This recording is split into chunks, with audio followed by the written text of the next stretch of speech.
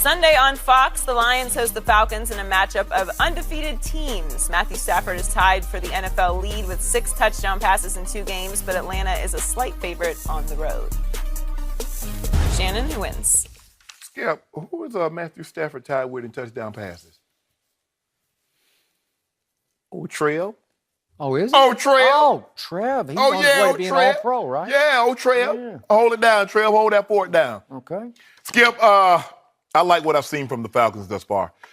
They have shown zero ill effects for what transpired in the Super Bowl, and they could have thrown a pity party. That's very difficult. I've been very fortunate, knock on wood. I didn't lose any of those, but I can just imagine being up by the largest margin and losing in the largest comeback in NFL history.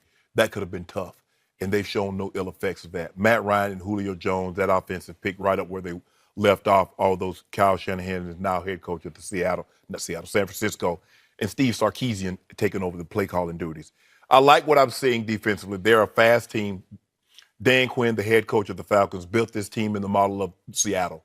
He wants undersized, fast guys that can attack the quarterback and rally to the football. Their best pass rusher is going to be out for about a month, Vic Beasley. Mm-hmm. So I'm a little concerned about that. But what I've seen from the Falcons is that offense, they're playing high speed. They're playing at a very fast level. I'm going to take them in a high-scoring shootout of a ball game. I'm going to go 35-31, Falcons in a close one, but the Falcons go to 3-0, Lions go 2-1. I like how you worked in the fact that you never lost a Super Bowl, which was sort of a LeBron-style humble brag where you congratulate the Indians on winning 21 in a row, but you say, I once won 27. But don't skip. Right? But it's okay. I like it. No, I'm trying to imagine. I'm impressed. I'm trying to imagine. I know. What it would be like to lose the Super Bowl. But imagine losing the Super Bowl when you're up by 25. No. Devastating. I agree. And I think they still haven't felt all the effects of that, which is why I'm going to go way out to the end of the limb on this one. I'm going to pick a big upset here because I think the Lions will get them at home in a shootout. I have kind of the same score you do, except in reverse. I'm going 31-30 home team. Okay. And I know it's indoors, and Atlanta plays really fast on the carpet. And the other thing that really scares me is Jared Davis, their 21st overall first-round pick of the Lions this year, who has just taken over their defense. He's become the quarterback of their defense out of Florida. Thanks to Odell Beckham's cheap shot, because Odell pushed him in the back and pushed him into a collision in which he suffered a concussion, and he hasn't practiced, so I don't know. Maybe I should hinge my pick on whether he plays or not. I'm hoping he plays because it would be a big deal, especially against Matt Ryan. But Matt Stafford, the other Matt, he can operate. I love to watch him operate his offense. And now that they're actually committing to run the ball a little bit with Amir Abdullah and Theo Riddick, and you don't have to throw it just to Megatron now. You can throw it to Golden Tate or Marvin Jones. Yeah, and that the rookie kid Galladay, he's pretty good. Yeah. And Reddick can really catch it out of the backfield. And I like their defense. I think they're Ziggy Ansah. The Darius Slay Julio Jones matchup will be something to watch. It's pretty good. So again, will they be able to stop it? No, they won't. But I just think that something is going on with Detroit. I think they're at least going to be a threat to Aaron Rodgers and company, and it will start here when they go to 3-0. But I need Jared Davis to play. Okay. Well, Lions have 6 sacks, 3 forced fumbles, and picked off 4 passes. And Ziggy Ansah had 3 sacks last week. I'll take that 5 against this Eli time, Manning, so please. But picked they're it not up. playing the Giants. True. Next up, Sunday on Fox, the Titans host the Seahawks. The Seattle offense has been terrible so far this season with 1 touchdown in 2 games. Shannon, who wins? I'm going to take the Seahawks. You better, because they're your pick to win the whole thing. Skip. Huh? I didn't say they're going to be 15-1 or 14-2. I just said they're going to be the NFC. You said they're going to be 8-8 and win the Super Bowl, right? Stop. Excuse me. I believe the Seattle's offense finally starts to get on track and some resemblance of a quality team. The thing is that Russell's going to have to do a better job of finding Jimmy Graham. 4 catches for 9 yards, Skip, is not going to cut it. Nope. He's too good of a talent. He's too big of a target for him, and he's been there long enough now that he and Russell should be on the same page. The defense is going to be the defense. They will get after Mariota. I believe they force a couple of turnovers, give their offense a short field, and they win a close ball game. I'm going to say 23-16, but Seattle comes away from Nashville with a victory.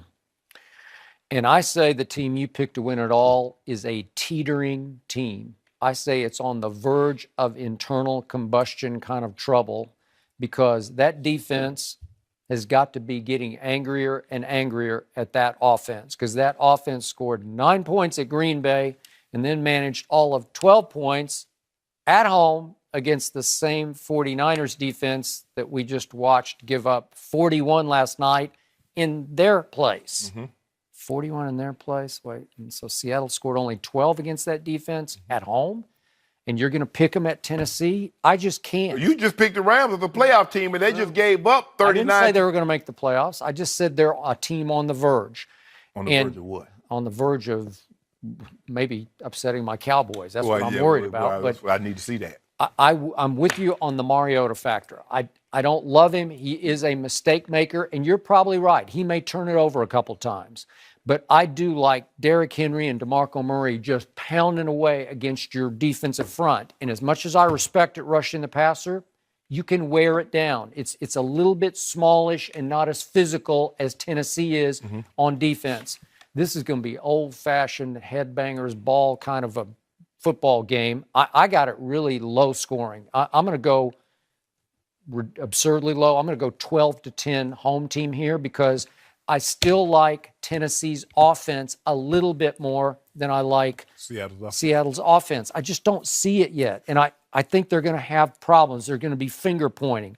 And if they lose this game, trust me, there's going to be hell to pay inside that locker room, and Pete Carroll's going to have to earn his money to keep that team together. Well, the running back situation, this is what surprised me, is that they signed Eddie Lacy, and they seem to be all gung-ho on him. But last week, he was a healthy scratch.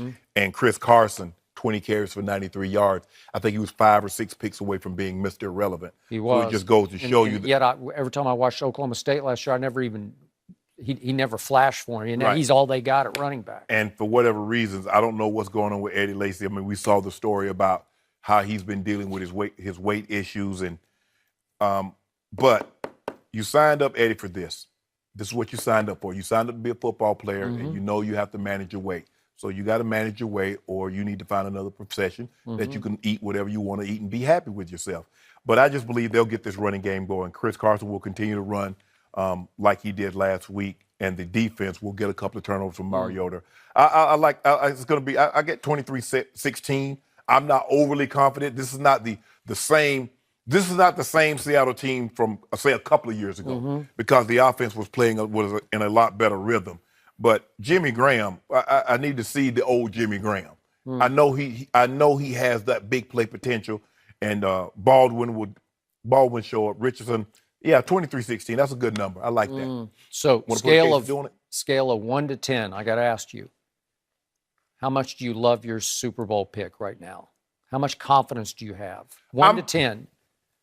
Given what I've seen from the NFC and that everybody has a major flaw, especially the top team, I'm probably about a 7. Right now, if I had to pick, I would say Atlanta. You don't believe it? No, I'll say 7. A lot is going to be predicated on how many games they play at home. Yeah. And no, I'm not putting a case of due on Marcus Mariota. I'm sorry, I'm not.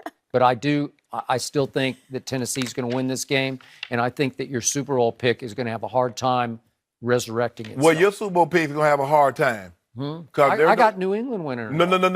You got your Super Bowl pick. You got them going to the Super Bowl. I'm talking about the Cowboys. Yeah. Yeah, they're going to have a hard time making it. Well, they're 1-1. Okay. Is that a disaster? What is Seattle? Huh?